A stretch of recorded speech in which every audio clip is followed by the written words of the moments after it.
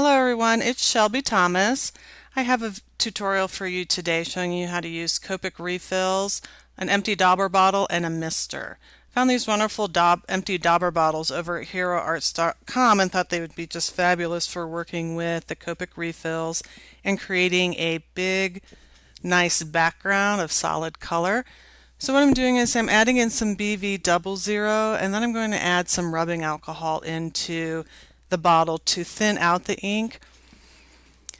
You can use rubbing alcohol in place of colorless blender on this technique and not have a change in the outcome of the project, and it's a heck of a lot cheaper at Wally World than it is paying for the colorless blender.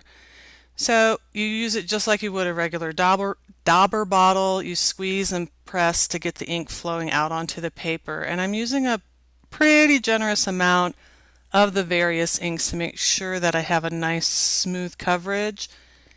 And the rubbing alcohol dries or evaporates much quicker than water does, and it doesn't warp your paper.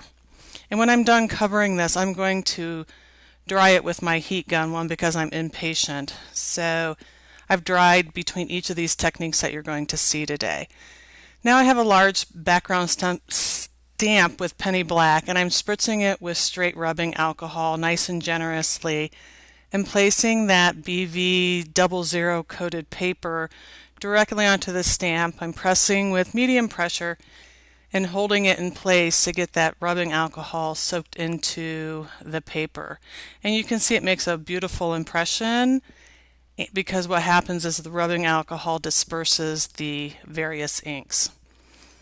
So I'm going to do a second technique. This time I'm going to use colored ink inside of the mister bottle that's filled with rubbing alcohol. So again, I dried it.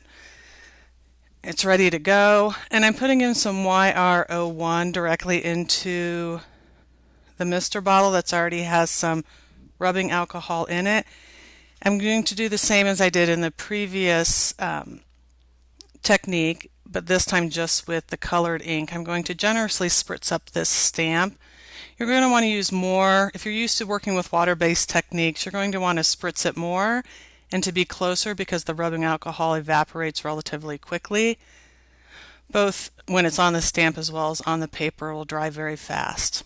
So this is my first time of trying it with the colored ink. I think when I do this technique again, I'm going to use a little bit darker ink so that it shows up more, because I think when I put it onto the stamp, a lot of it blended into the purple. You couldn't see the orange as much as I was hoping you would, though you can see a little hint of it. So my advice is use a little bit darker ink when doing this technique.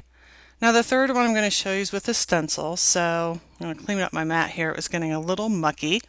And I'm going to do the same Dauber background. I had a little extra left over, so I thought, well, why not try a stencil? So I'm going to use what's remaining in the bottle, and you'll see that's not pilling of the paper, that's actually bubbles from the Dauber bottle coming to the end of it. And I'm going to dry it and get it ready for the stencil. The first time I'm going to do it, I'm just going to spritz generously over top of the stencil with that colored rubbing alcohol in the mister. Again, pretty generously, probably from about 6 inches away. And I'm going to bring in a flour sack cloth because I want to press and hold that rubbing alcohol right into place. That'll give me a little bit crisper of an image from the stencil. And I think on this technique I could see a little bit of the orange a little bit better, even though it's not showing too well on the camera. And I'm going to flip this over and try not pressing on it to see what happens. And what did happen is it still made a nice impression. It was just a little bit softer and a little more watercolory look because the rubbing alcohol had just a slight chance to move around the paper.